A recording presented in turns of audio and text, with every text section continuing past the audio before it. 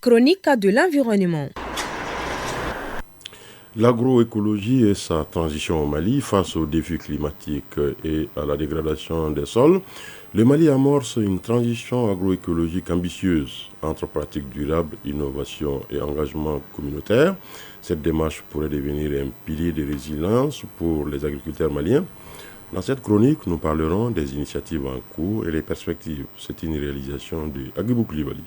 L'agroécologie n'est plus une simple alternative agricole au Mali, mais une nécessité pour garantir la sécurité alimentaire et préserver nos écosystèmes. Cette approche, qui conjugue savoir traditionnel et innovation moderne, vise à produire de manière durable tout en renforçant la biodiversité et en réduisant la dépendance aux intrants chimiques. Dr Ibrahima Togola, président du conseil d'administration de Mali Force Center Nieta. Nos ancêtres comprenaient que la richesse de la nature est un trésor à préserver, non un simple capital à exploiter. Aujourd'hui, alors que le monde découvre ces pratiques sous le terme d'agroécologie, il est de notre devoir de rappeler que nous avons toujours eu les clés de cette sagesse. Les efforts nationaux sont appuyés par des structures comme Mali Force Center Nieta, une organisation pionnière dans la promotion des énergies renouvelables et des pratiques durables. Aujourd'hui, il est temps de réinventer notre agriculture. Pas en rejetant ce qui vient d'ailleurs, mais en construisant un modèle propre à l'Afrique. Un modèle qui s'appuie sur nos forces, notre résilience et nos ressources abondantes. Cependant, les défis restent nombreux. Accès limité au financement,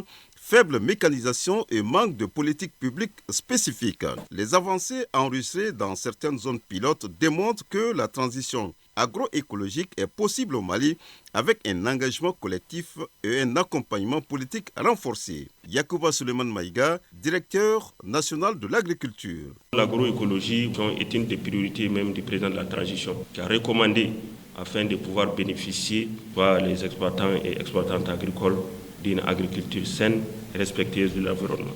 Alors que les effets des changements climatiques s'aggravent, l'agroécologie se profile comme un levier essentiel pour un avenir agricole résilient au Mali. Au-delà des techniques, cette démarche incarne une philosophie de respect de la terre et des hommes. L'espoir est là, porté par des acteurs visionnaires et des communautés déterminées à s'aimer les graines d'un développement durable. À nous tous de cultiver cet espoir.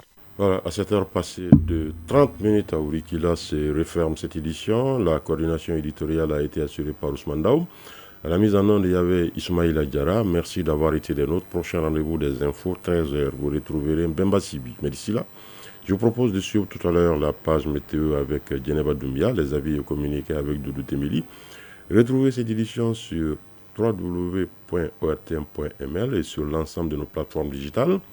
La mise en ligne de la présente a été assurée par Mohamed Koulibaly. Excellente suite de programme sur l'ORTM.